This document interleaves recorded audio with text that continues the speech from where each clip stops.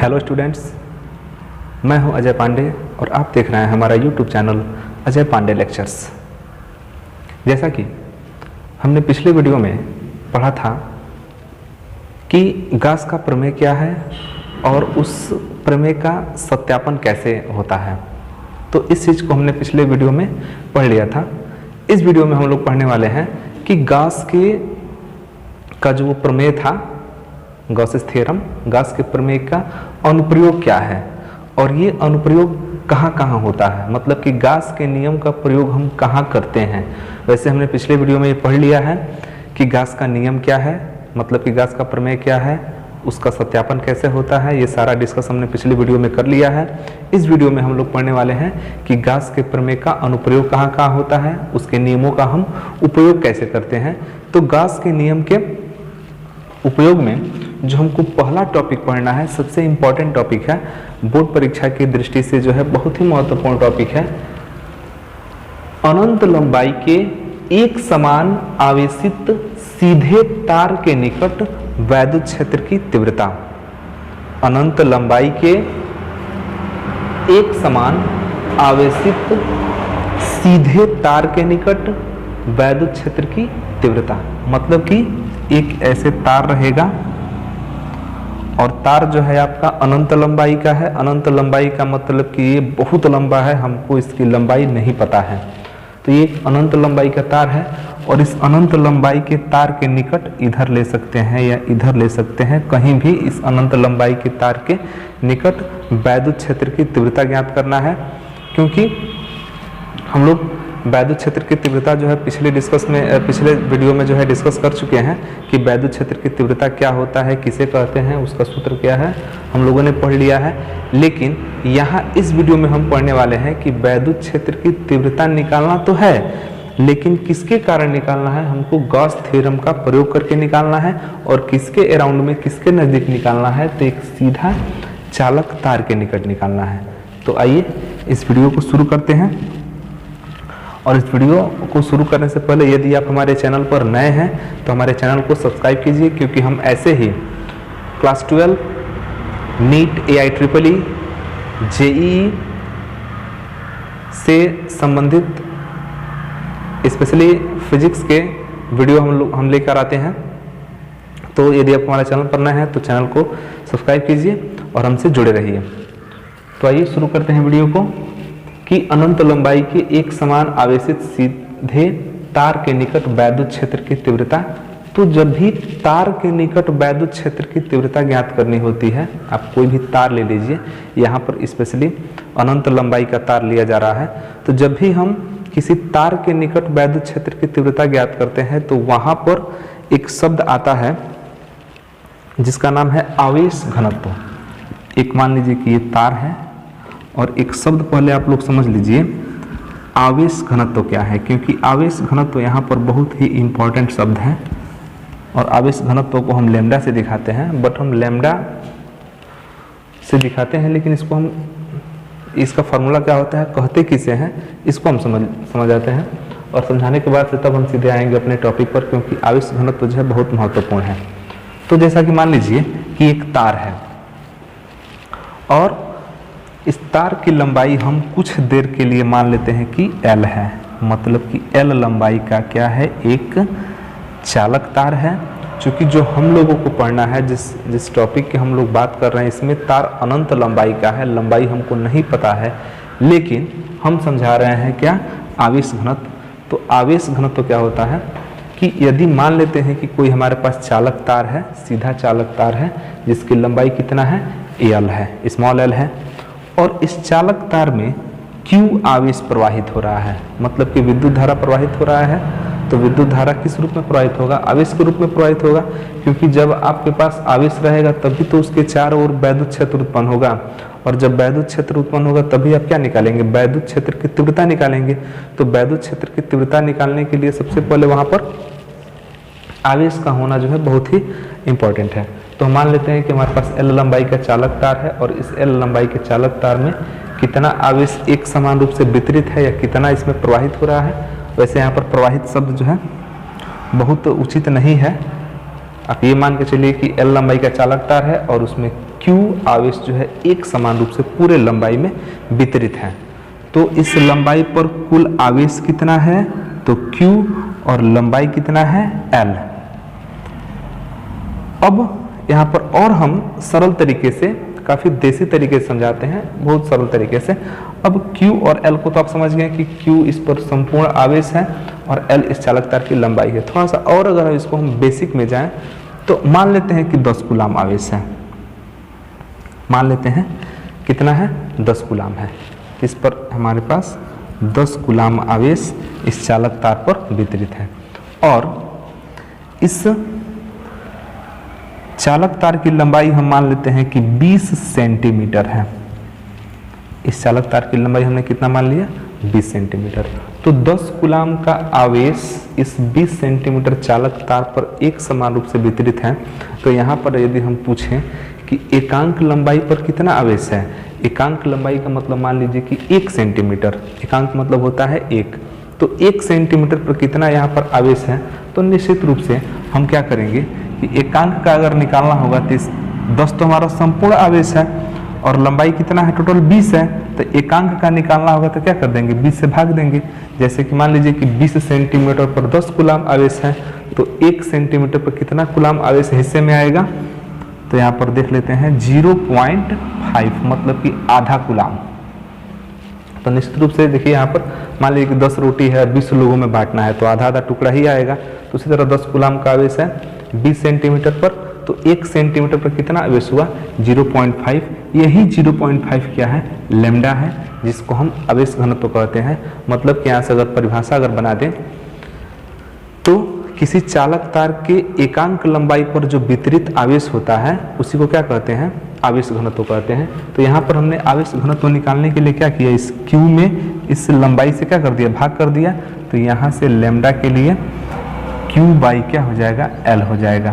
तो ये Q by L ही क्या होता है, आवेश घनत्व होता है। मतलब कि किसी भी चालक तार के एकांक लंबाई पर जो वितरित आवेश है उसी को क्या कहेंगे, आवेश घनत्व। तो पूरा आवेश Q है, पूरा लंबाई कितना है, L है, तो एकांक लंबाई पर निकालने के लिए लंबाई से क्या कर देंगे, भाग कर देंगे, तो आवेश घनत्व निकल जाएगा।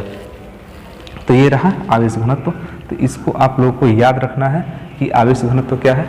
तब तक के लिए आप क्या कीजिए, इसका स्क्रीनशॉट ले लीजिए, ताकि बाद में जब हम डिराइव करेंगे तो वहाँ पर इसकी आवश्यकता पड़ेगी। तो अब आते हैं अपने टॉपिक पे। हमारा आज का टॉपिक है अनंत लंबाई के एक समान आवेशित सीधे तार के निकट वैद्युत क्षेत्र की तीव्रता। तो हम यहाँ पर एक अनंत लंबाई का तार मान लेते हैं जो कि आवेशित है। अब इस अनंत लंबाई के तार जो कि पहले से आवेशित है और इस आवेशित तार के निकट हमको वैद्युत क्षेत्र की तीव्रता ज्ञात करना है। तो हम यहाँ पर मान लेते हैं कि यह अनंत लंबाई का जो तार है, इस तार से स्मॉल r दूरी पर एक बिंदु P स्थित है और इसी बिंदु P पर हमको वैद्युत क्षेत्र की तीव्रता ज्ञात करनी है।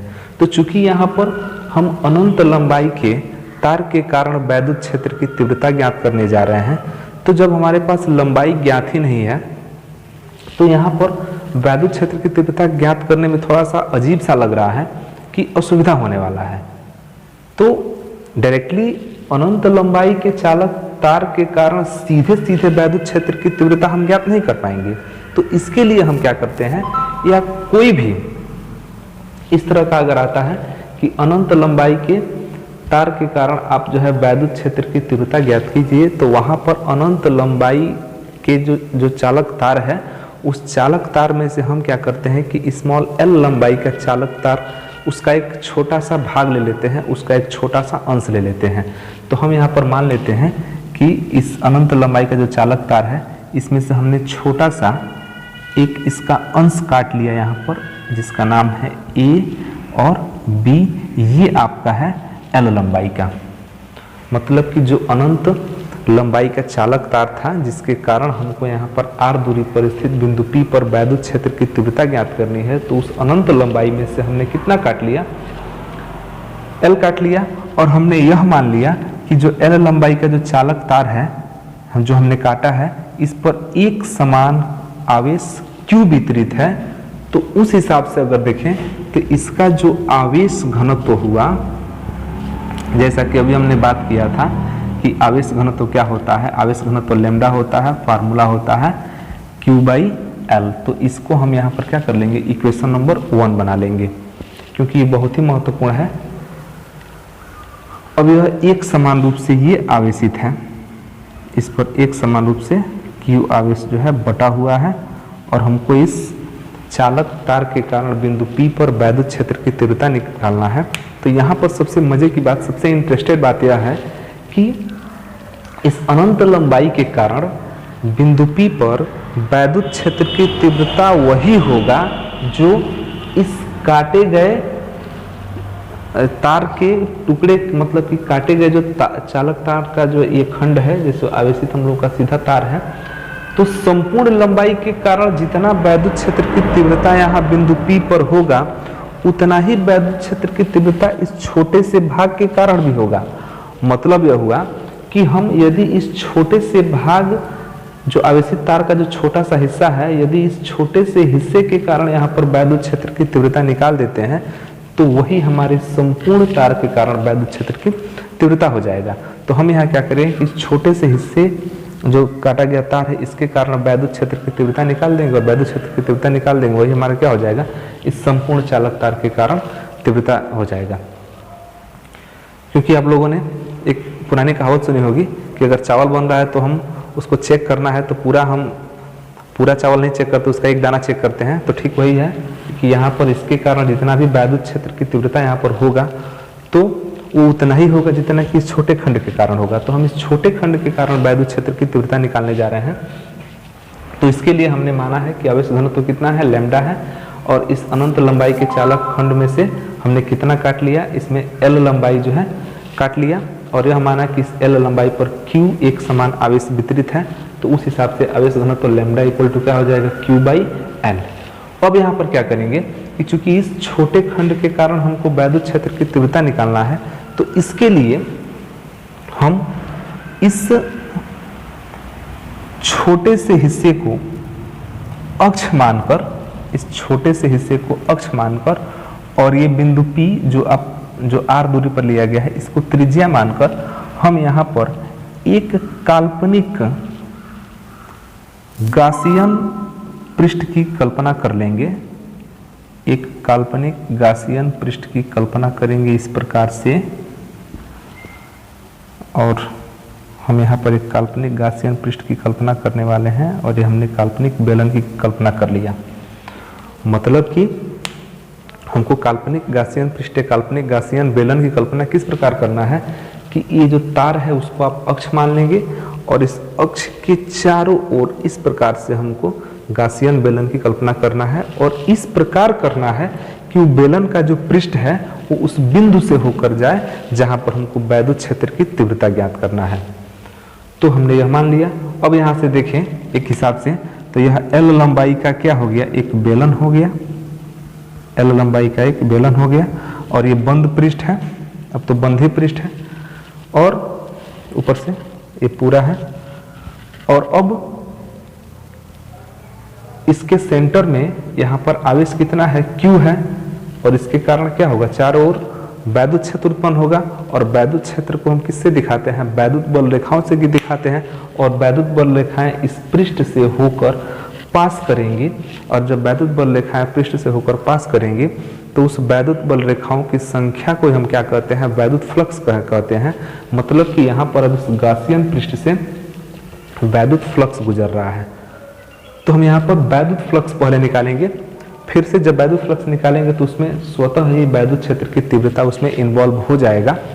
तो यहाँ पर हम वैद्युत क्षेत्र की तीव्रता के लिए पहले हम दिशा देख लेते हैं। तो मान लेते हैं कि वैद्युत क्षेत्र की तीव्रता की दिशा यही है, ऐसा ही माना जाता है। वैद्युत क्षेत्र की तीव्रता की दिशा यह है E। तो ये हर जगह इसी दिशा में होगा, यहाँ भी इस दिशा में होगा, नीचे भी आपका इसी दिशा में होगा। ये आपके वैद्युत क्षेत्र की तीव्रता क्या हो गया, E हो गया। और जैसा कि हम लोग जानते हैं कि इसके पृष्ठ से आपका वैद्युत फ्लक्स गुजरेगा, वैद्युत बल रेखाएं गुजरेंगी। तो इस पर पृष्ठ के हिसाब से अगर देखें तो इस पर एक तो हमारा इसके चारों ओर एक गोलीय पृष्ठ है और दूसरा यह पृष्ठ नीचे वाला और यह पृष्ठ ऊपर वाला। तो यहाँ पर हमारे पास 3 पृष्ठ हैं, एक हमारे पास ऐसे गोलीय पृष्ठ है और 2 है ऐसे एक ऊपर वाला और एक नीचे वाला। तो यहाँ पर अगर हम कुल वैद्युत फ्लक्स निकालेंगे तो हमको यहाँ पर कुल वैद्युत फ्लक्स 3 बार निकालना पड़ेगा। एक तो हम गोलीय पृष्ठ का निकालेंगे, दूसरा ऊपर वाला निकालेंगे, फिर से नीचे वाला निकालेंगे और जब तीनों को जोड़ेंगे तो इस गासियन बेलन जो हम लोग माने हैं, जो कि काल्पनिक बेलन है, तो इससे होकर जाने वाला संपूर्ण पृष्ठ निकलेगा। और जब संपूर्ण वैद्युत फ्लक्स निकल जाएगा तो हम क्या करेंगे, उससे वैद्युत क्षेत्र की तीव्रता ज्ञात करेंगे। तो हमने यहाँ मान लिया कि वैद्युत क्षेत्र की तीव्रता कितना है, E है और उसकी दिशा बाहर की तरफ है। और अब यहाँ से थोड़ा सा अगर यहाँ पर हमको एक सूक्ष्म क्षेत्रफल अवयव, जिसको हम क्षेत्रफल सदिश बोलते हैं, ds लेना पड़ेगा। सूक्ष्म क्षेत्रफल अवयव ds लेंगे तो यहाँ पर हम देख रहे हैं कि ds की दिशा और E की दिशा दोनों क्या है, एक ही समान है। क्योंकि जो क्षेत्रफल सदिश होता है वो क्षेत्रफल के ठीक कैसा होता है, लंबवत होता है। तो क्षेत्रफल के अगर लंबवत लेंगे तो जिधर वैद्युत क्षेत्र की दिशा है उधर ही क्षेत्रफल सदिश की भी दिशा हो जाएगी। तो जब दोनों की दिशा एक समान है तो यहाँ के लिए थीटा कितना हो गया, 0। और इस पृष्ठ से अगर हम वैद्युत फ्लक्स निकालना होगा तो यहाँ भी हम क्या करेंगे, एक क्षेत्रफल अवयव लेंगे। तो यहाँ पर जब क्षेत्रफल अवयव लेंगे तो यहाँ पर भी हम एक इसको लंबवत एक क्षेत्रफल सदिश लेना पड़ेगा। तो यह पृष्ठ चूंकि इस प्रकार है तो इसका क्षेत्रफल सदिश लंबवत होगा, मतलब कि ये क्षेत्रफल सदिश इस प्रकार होगा ds। तो यहाँ पर थीटा कितना हो गया, 90। और नीचे भी आपका वही चीज होने वाला है, यहाँ पर भी हम ये इस प्रकार ही है, इस प्रकार है। तो लंबवत लेंगे, चाहे आप ऐसे लीजिए या ऐसे लीजिए, तो यहाँ पर भी नीचे ds होने वाला है और यहाँ थीटा कितना हो जाएगा, 90। तो इन तीनों कंडीशन में हम एक बार इसके वक्र पृष्ठ से होकर गुजरने वाला वैद्युत फ्लक्स निकाल लेंगे और उसके बाद से इस दोनों ऊपर और नीचे से निकाल लेंगे, फिर निकाल के तीनों को जोड़ देंगे तो कुल वैद्युत फ्लक्स निकलेगा।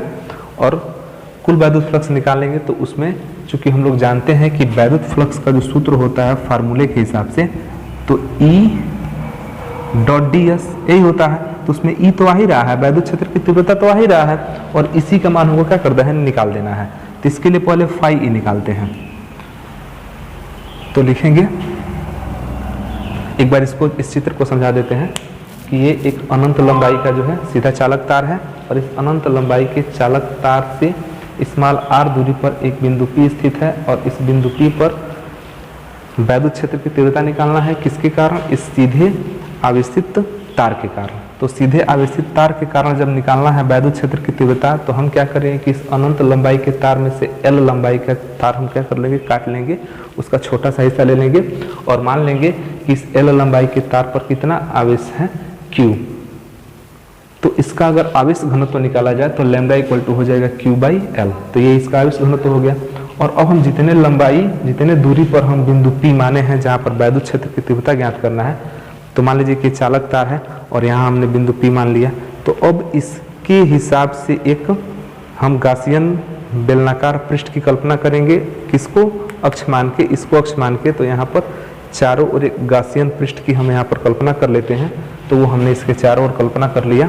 और एक चीज़ ध्यान रहे कि यह गासियन पृष्ठ की कल्पना हमको इस प्रकार करना है कि पृष्ठ पर ही ये बिंदु पड़े जहाँ पर वैद्युत क्षेत्र की तीव्रता ज्ञात करना है। तो अब इस हिसाब से अंदर आवेश है तो वैद्युत क्षेत्र होगा, वैद्युत क्षेत्र होगा तो वैद्युत क्षेत्र रेखाएं होंगी। जब वैद्युत क्षेत्र रेखाएं होंगी तो वहाँ पर वैद्युत फ्लक्स होगा। तो सबसे पहले हम क्या करते हैं कि पृष्ठ से होकर जाने वाला संपूर्ण वैद्युत फ्लक्स निकालते हैं। तो हम यहाँ मान लेते हैं कि यहाँ का जो फ्लक्स है ऊपर वाले पृष्ठ से वो φ1 है, यहाँ का फ्लक्स φ2 है और यहाँ का फ्लक्स क्या मान लेते हैं, φ3। हम 3 फ्लक्स मानते हैं, φ1 क्योंकि 3 पृष्ठ है, 2 ऊपर नीचे है और एक साइड में है। तो 3 फ्लक्स φ1, φ2 और φ3 तीनों को जोड़ेंगे तो संपूर्ण फ्लक्स निकलेगा। और फ्लक्स का जो फार्मूला होता है φ equal to E vector E dot vector ds। तो वहाँ से हम पक्षांतर करके E का मान निकालेंगे। तो आइए देखते हैं। तो यहाँ जैसे कि हमने पिछले वीडियो में बताया है कि जहाँ भी आप वैद्युत फ्लक्स निकालिए, जो फार्मूला होता है वैद्युत फ्लक्स फाई ई का ई डी एस कॉस थीटा, तो जहाँ पर ये थीटा 90 हुआ वहाँ पर वैद्युत फ्लक्स कितना होता था, 0 होता था। तो यहाँ पर 0, यहाँ पर 0, क्योंकि पृष्ठ ऐसे है, इस प्रकार है ऊपरी सतह, और वैद्युत फ्लक्स पास कर रहा है ऐसे, इस तरह जा रहा है, तो यहाँ फिर जाने का कोई प्रश्न नहीं उठता है, क्योंकि जब वैद्युत बल रेखाएं ऐसे पास करेंगे तब तो इस पृष्ठ से होकर जाएगा। तो जहाँ की देख रहे हैं कि हम वैद्युत क्षेत्र जो हमारा इस दिशा में है, तो फिर इस दिशा में पास करने का कोई प्रश्न नहीं उठता है। तो ये 0 तो बच गया केवल यही, तो इसी को हम लोग केवल मानेंगे। जो आपका वक्र पृष्ठ है, तो वक्र पृष्ठ से ही होकर गुजरने वाला जो वैद्युत फ्लक्स होगा वही संपूर्ण वैद्युत फ्लक्स होगा। तो फाई ई इक्वल टू हो जाएगा वेक्टर ई डी एस, ये हमारा फार्मूला है वैद्युत फ्लक्स का, और फाई ई इक्वल टू होता है ई, अब वेक्टर हटेगा, ई डी एस कॉस थीटा। और जैसा कि हमने बताया है कि दोनों एक ही दिशा में है, जिस दिशा में वैद्युत क्षेत्र है उसी दिशा में क्षेत्रफल सदिश है, दोनों देखिए यहाँ पर एक ही दिशा में है। कोण यहाँ क्या है, 0 है। तो जब मान रख देंगे phi E equal to E D S cos 0, तो ये 0 कॉस 0 का मान 1 होता है। तो फाइनली यहाँ पर क्या आ जाता है कि phi E equal to E D S. अब यहाँ पर जो ये ई डी एस लिया गया है, यह कितने क्षेत्रफल से गुजरने वाला है, तो ये मात्र इस सूक्ष्म क्षेत्रफल से गुजरने वाला वैद्युत फ्लक्स है। तो इस सूक्ष्म क्षेत्रफल से गुजरने वाला वैद्युत फ्लक्स है, तो वैद्युत फ्लक्स में हमारा कैसा होगा, छोटा होगा। तो छोटा के लिए हम यहाँ पर क्या लिख देंगे, डी फाई ई, यहाँ पर रहेगा डी फाई ई, छोटा के लिए है।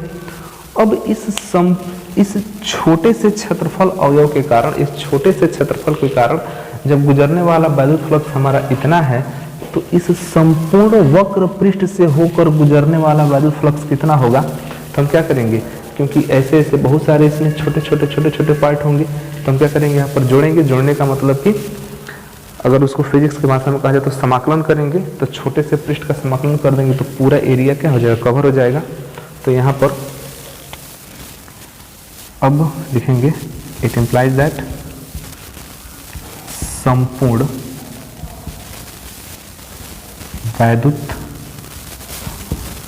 फ्लक्स कितना होगा, संपूर्ण वैद्युत फ्लक्स, इसका हम संपूर्ण वैद्युत फ्लक्स फाई ई का हम समाकलन कर देंगे, डी फाई ई का समाकलन करेंगे।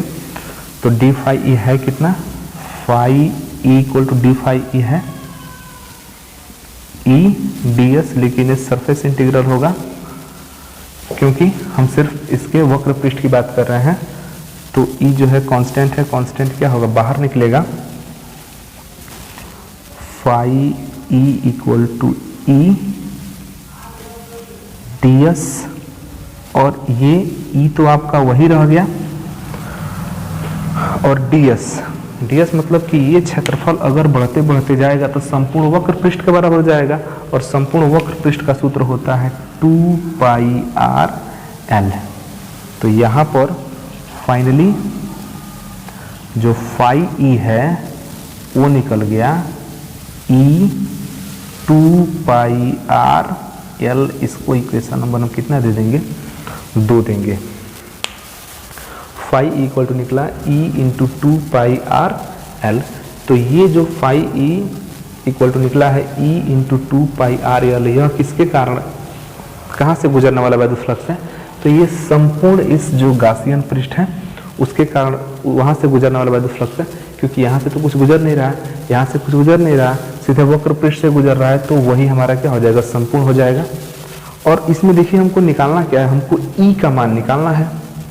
अब ई का मान निकालना है, और वो भी किसका प्रयोग करके, गॉस के नियम का प्रयोग करके। तो गॉस का नियम क्या है, तो यहाँ पर कुल मिलाकर हमने यहाँ पर किया क्या है कि इसके ये जो हमारा गॉसियन पृष्ठ हमने माना है, तो गॉसियन पृष्ठ जो माना है उसके पृष्ठ से होकर गुजरने वाला कुल वैद्युत फ्लक्स निकाला है। क्योंकि कुल वैद्युत फ्लक्स निकालेंगे तभी तो उसमें ई आएगा, और ई क्या है, वैद्युत क्षेत्र है, वैद्युत क्षेत्र की तीव्रता है, और जब ई आएगा तभी तो उसको पक्षांतर करके निकाला जाएगा।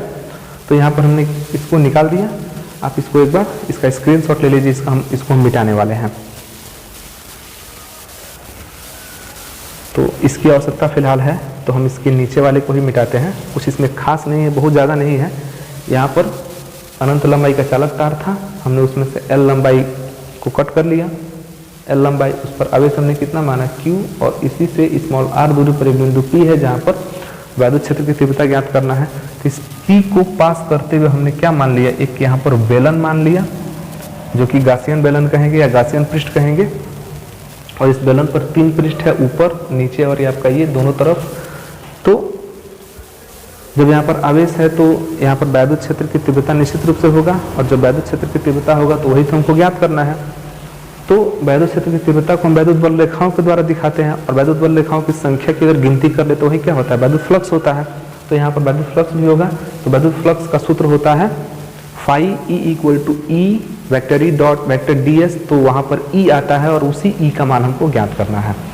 तो यहाँ पर हमने d phi E = E ds कर लिया। फिर हमने यह रखा, थीटा यहाँ पर 0 है क्योंकि दोनों की दिशा क्या है, एक ही तरफ है, और हमने इसको कैलकुलेट कर लिया। अब यहाँ पर इसको हम मिटा के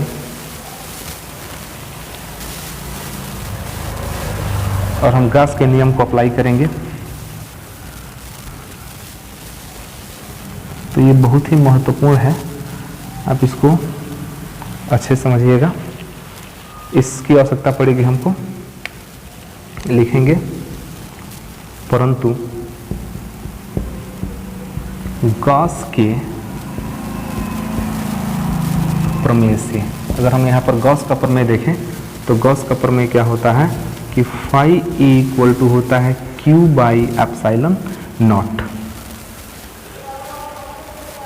गॉस के प्रमेय के अनुसार जो कुल वैद्युत फ्लक्स होता है वो कितना होता है, संपूर्ण आवेश का कितना गुना, तो 1/ε0 गुना। इसको इक्वेशन नंबर कितना दे देते हैं, 3 देते हैं। यहाँ 1 है, यहाँ 2 है, यहाँ पर 3 है। और अब हम यहाँ पर 2 और 3 की कल्पना करें। ये तो हमने वैद्युत फ्लक्स के परिभाषा से निकाल दिया कि इतना वैद्युत फ्लक्स होगा इस बेलन से। और इसी बेलन से अगर हम गॉस के नियमानुसार निकालें तो आप नियम चाहे कोई भी लगाइए, परिभाषा वाला नियम लगाइए या गॉस का नियम लगाइए, वैद्युत फ्लक्स तो बदलेगा नहीं, क्योंकि जो इससे गुजर रहा वैद्युत फ्लक्स वही होगा। आप चाहे किसी भी नियम से निकालिए, वैद्युत फ्लक्स तो चेंज होने वाला है नहीं। तो ये है परिभाषा वाला रूल से, और ये है गॉस के नियम से। और जब दोनों एक ही पृष्ठ की बात कर रहे हैं कि यहीं से वैद्युत फ्लक्स जो गुजर रहा है उसी को निकाल रहे हैं, तो दोनों क्या होगा, इक्वल होगा। तो यहाँ पर लिख देंगे समीकरण 2 तथा 3 से इक्वेट कर देंगे दोनों को। तो ये हो जाएगा, देखिए कितना, इसका लेफ्ट वाला लेफ्ट के बराबर है तो राइट वाला राइट के बराबर होगा। तो E 2πRL = Q/ε0। और जैसा कि हम लोग समीकरण 1 में क्या जानते हैं, लैम्डा = Q/L। तो यहाँ से अगर हमको जरूरत पड़े Q का मान रखने के लिए तो L को इधर कर देंगे तो ये हो जाएगा Q = λL। तो आसानी से हम क्या करेंगे, Q के बदले में λL रखेंगे। तो E × 2πRL और Q के बदले में λL/ε0। दोनों तरफ से L कैंसिल हो गया, जो बच गया उसको पक्षांतर कर दीजिए, क्योंकि हमको केवल किसका मान निकालना है, E का मान निकालना है। तो हम यहाँ पर सीधे सीधे अब लिख सकते हैं E = ये 2πR चला जाएगा नीचे, तो लैम्डा ऊपर, लैम्डा 2πR और नीचे ε0। तो 2πR/ε0 यह सीधे सीधे हो गया आपका अनंत लंबाई के सीधे तार द्वारा r दूरी पर वैद्युत क्षेत्र की तीव्रता। लेकिन इस तरह से अगर आप इस फॉर्मूले को सीधे न्यूमेरिकल में उपयोग करेंगे थोड़ी सी असुविधा होगी, क्योंकि आपको अलग से 2π यहाँ पाई का मान रखना पड़ेगा, ε0 का मान रखना पड़ेगा। तो इसको थोड़ा सा हम सुविधाजनक बनाने के लिए क्या करते हैं कि यहाँ पर ऊपर और नीचे 2 से मल्टीप्लाई कर देते हैं। नीचे मतलब कि इसको अंश बोलते हैं, इसको हर बोलते हैं। तो ऊपर और नीचे मतलब कि अंश में और हर में 2 से गुणा कर देते हैं, क्योंकि आप किसी भी भिन्न में किसी भी फ्रैक्शन में अगर आप उसके न्यूमरेटर और डिनोमिनेटर दोनों में जो है इक्वल नंबर से मल्टीप्लाई करते हैं तो इसमें कोई फ़र्क नहीं पड़ता है, तो यहाँ पर हम वही करने वाले हैं। ऊपर भी आपका देखिए 2 लैम्डा हो गया और नीचे 2 से गुणा करेंगे तो 4 पाई इसको epsilon not, 4 pi epsilon not, और फिर ले लेते हैं r और इसको थोड़ा सा परिवर्तित कर लेंगे। यहाँ पर कुछ नहीं तो 1 है तो 1/4 पाई एप्सिलॉन नॉट और 2 लैम्डा बाई r। तो ये सबसे बेहतर फार्मूला है मेरे हिसाब से, ये सबसे बेहतर फार्मूला है।